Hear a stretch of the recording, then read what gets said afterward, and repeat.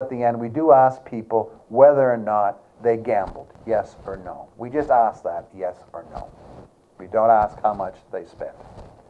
And then we have a nice little greeting or a nice little departure message to say, thank you, well done for helping us make the destination better. We needed to clarify the information collected, specifically the gaming revenues. This is another reason, another improvement we needed to do. And as you recall, just a second ago, I showed you the slide that said, did members of your travel party spend any money on gambling? And they just say yes or no. This is important because people don't know what they're fill in when they ask that. They were very confused. Is it what they lost? Is it what they walked out with? Is it what they spent? They really didn't know what to do, and so we were getting a very inaccurate answer to that. So we just simply asked them, did you gamble? So we'll get an idea how many gambled. And this information is already known to us from the gaming board. So basically, in that aspect of the expenditure of the stopover, we simply go to the gaming board information and get the estimate, or get the actual number of what they actually spent here. So we don't have to guess. And so all we have from this is a guess of what percentage of the people actually go gamble. We also wanted to examine the issue of where visitor shopping occurs. This is important because there's a lot of development that has gone on in hotels in terms of developing retail outlets. So it's important to see where these expenditures are being made, whether it's in the hotel, where this expenditure was in the hotel, or was away from the hotel, not in the straw market, or whether it was in the straw market itself. So we wanted to really get a feel of the level of expenditures in these different areas. Another improvement was we really wanted to get better information for the satellite accounts, for understanding the balance of payments, for the supply and use tables for the national accounting and the tourism satellite accounts. Now, this is all jargon to you, I understand, and really what it's all is just what we mean by it is basically collecting information so that we can calculate the number of jobs, the amount of wages, the amount of money that's leaving the country, the amount of money that's coming into the country, and the various parts of the economy that the tourism dollar is floating to, whether that be a Surrey driver, or whether that be a bank, or whether that be a doctor. Just trying to get better information so that we can do a better job of estimating the true economic impact of tourism. Now, as we move into this survey, there are some key terms for this report which you need to understand. And the two most important ones are stopover and visitor nights. I've already covered stopovers. Those are people who come and stay at least one night in the Bahamas and are not a cruise visitor. A visitor night, however, is one visitor staying one night in its simplest form. A visitor staying 10 nights then would be 10 visitor nights. And then 2 visitors coming and staying 10 nights each would be 20 visitor nights. A party, another important term, is a party. And a party is a group of visitors traveling together and sharing expenses. They could be children with their families, they could be adults, they could be couples, they could be somebody coming alone. A party night now is one party staying one night. So that is, say, a couple coming and staying one night. A party staying 10 nights then would be 10 party nights, and 2 parties coming and staying 10 nights each would be 20 party nights.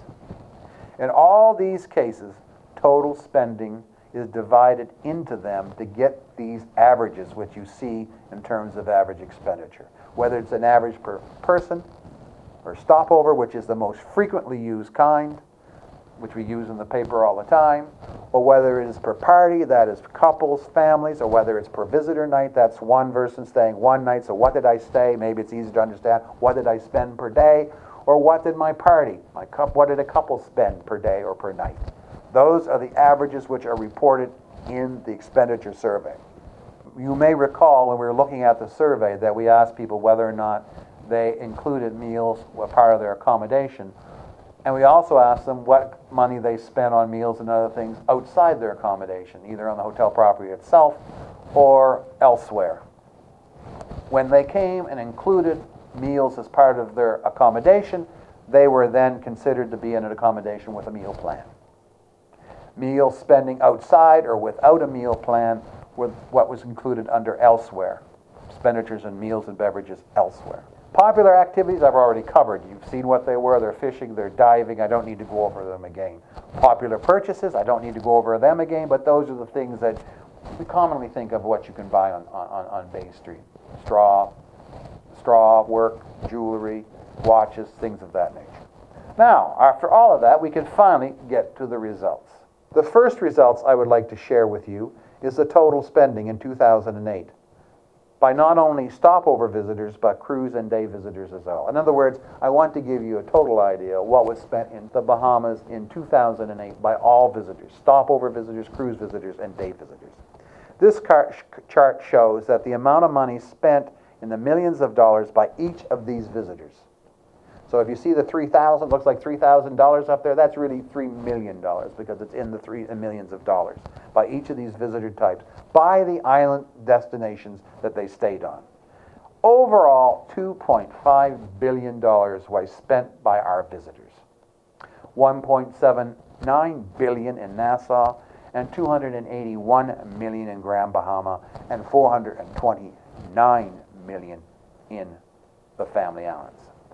The chart here shows that in all cases, most of the money was spent by the stopover visitor, some $2.332 billion, or $2,332 million, versus $166 million that the cruise visitors spent, and the $2.9 million spent by all day visitors. So you can clearly see that the biggest expenditure is in New Providence by stopover visitors. And stopover visitors form the biggest chunk of all spending in the Bahamas. The next chart shows you a pie chart. And a pie chart is exactly what it sounds like, a pie. And the slice of the pie is as big as the slice that a particular category takes out of the total pie. So you can see in this case, now we're looking only at stopover visitors. That was $2.11 billion. I took out of this, by the way, the $222 million that was spent in casino gambling revenues, because really that only is confined to a couple of islands, and so therefore would skew the results. So I'm just looking at the expenditures made by stopovers that were not casino related. And here you see in this graph by island that the biggest amount of expenditure, the $1.4 billion expenditure, was made in Nassau. And what slice of the pie did Nassau get? They got almost 70% of that pie.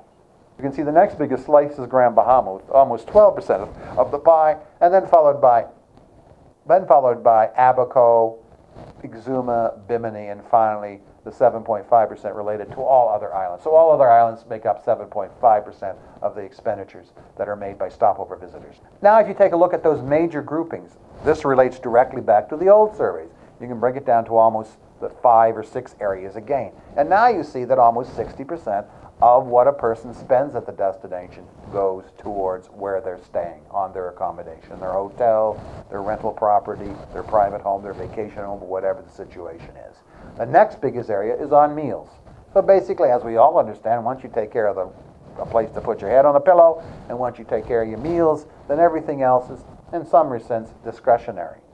And you can see that the activities form almost 7% of the expenditures, those are all the things we mentioned before, scuba diving, the entertainment, and popular purchase, 6.5%. All the other purchase, retail, transportation, etc., form the remaining 11% of the overall expenditures. So just to recap then, you can see from these last two pie charts that the majority of the money is being spent in Nassau, and when you look at any of the destinations that people or stopovers travel to, the biggest part of their expenditure is on where they sleep and where they eat. The next slide shows average expenditures by islands that people visited or stayed on. You'll see there's a number of different categories, which I introduced to you earlier in the key terms. The per party, the per stopover, the per party night, and the per visitor night. The per stopover is the one we most frequently hear. It's the one that the government uses. It's the one that the media looks for. And that gives you a sense, if I attract one visitor to the Bahamas, what are they going to spend?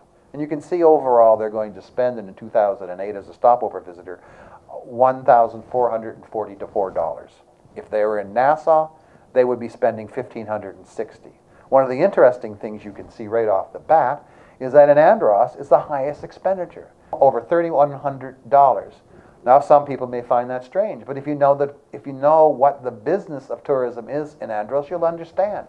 It attracts a high level of bone fishermen, who are premium, high-spending visitors, can be attracted to Andros and spend this kind of money. The next one that might be of interest to people is the per visitor night expenditure. This again shows